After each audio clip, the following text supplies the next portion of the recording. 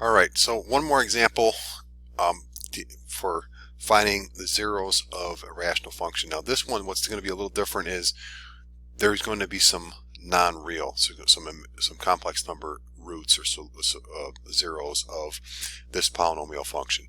All right, so we're trying to find the zeros of this polynomial function with integer coefficients. Now I've taken just again, what we would really be doing here, if we're trying to start by finding a rational zero, would be to list them all out, list the possible rational zeros, and then use those. Again, what we'd be looking at is factors of 9, or factors of 60 divided by factors of 9. There's lots of possibilities. Just to narrow it for the simplicity for the video, I've graphed it here. You can use a graphing calculator to help you plot it, or Desmos, and it's pretty clear from the graph, or Desmos actually tells us that -1 and -5 are zeros. Those are the only two we're going to have, only two real zeros. There's going to be two complex number zeros for this problem. All right, and we can see that the long run behavior matches up to its fourth order polynomial, so it's going to, and the coefficient of the leading term there is positive, so it's got to go up to the left and up when we go to the right, which is matching our graph here. All right, so let's use the zeros we have in the problem to factor this out. All right, so I've got the synthetic division down there. All right, so we're going to be using -1, so we're going to bring the 9 down, so we get 9. All right, -1 times 9 is -9. Adding that up, we're going to get 27. We're going to get -27. Adding those together, we're going to get -78. Multiplying them, we're going to get +78. Adding them together, it's going to give us +60. Multiplying by -1 is going to give us -60, which is going to give us our remainder of 0. All right, remainder of 0 means x minus -1 or x plus 1, a factor. All right, so I'm just going to jot that down. That's verifying x plus 1 is a factor of this polynomial function. All right, we also saw from the graph, all right, that -5 was a possible rational zero, and it is a rational zero. There's lots of other possible ones. -5 is one, and we're going to do repeated synthetic division here. So we're going to repeat the synthetic division now with -5. Let me just move that up a little bit here. All right, again, we're going to repeat the process here. So we're going to bring the 9 down, multiply, we get -45. Add the results together, that's going to give us -18. Hope my arithmetic's good here. Multiplying them together, we're going to get +90. Adding them together, we're going to get at +12. Multiplying -5 times 12 is going to give us -60, and that's going to give us another remainder of 0. Again, that's our remainder. We're dividing by, we're doing synthetic division. All right, we're dividing by x plus 5 because it's x minus -5, and that's showing us again that that's a factor of our polynomial. All right, so those two steps show us what? Our original polynomial f of x, which was 9x to the 4th power plus 36x to the 3rd power minus 51x squared minus 18x plus 60 can be factored how? Can be factored as x plus 1, because it's x minus -1, x plus 5, x minus -5, and then the remaining quadratic expression is 9x squared minus 18x plus 12. All right, now what we're going to do is we're going to go through in this video and find the remaining zeros by setting that quadratic expression equals 0 and having used the quadratic formula. I just want to point out that this is not a factorable polynomial. If we tried to use the AC method, we would do a times c, which would give us 9 times 12. All right, so then that product, a times c, would come out to 108. All right, you can verify there's no factors of 108, no combination of factors of 108, positive 108, that would add up to -18. So it's not a factorable polynomial. All right, so for us to find the remaining zeros, we got to set each factor to 0. All right, so let's do that now. All right, so we are going to now set 9x squared minus 18x plus 12 equals 0. It's not factorable, so from here we have to use the quadratic formula.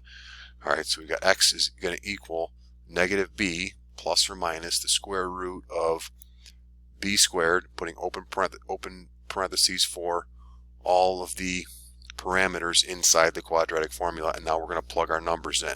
So we're going to plug in negative 18 for b, we're going to plug in 9 for a, and then we're going to plug in 12 for c. All right, do that simplification. All right, so what do we end up getting there when we simplify that expression? Underneath the square root,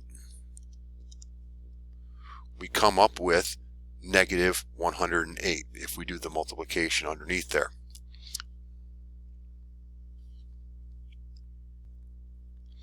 All right, so we come up with negative 108. So let's just rewrite this down here. We're going to get that x is going to equal negative 18 is going to give us 18 plus or minus the square root of negative 108, all divided by 18. All right, now for us to simplify this a little bit, we're going to rewrite to remove these perfect square factors, the 108.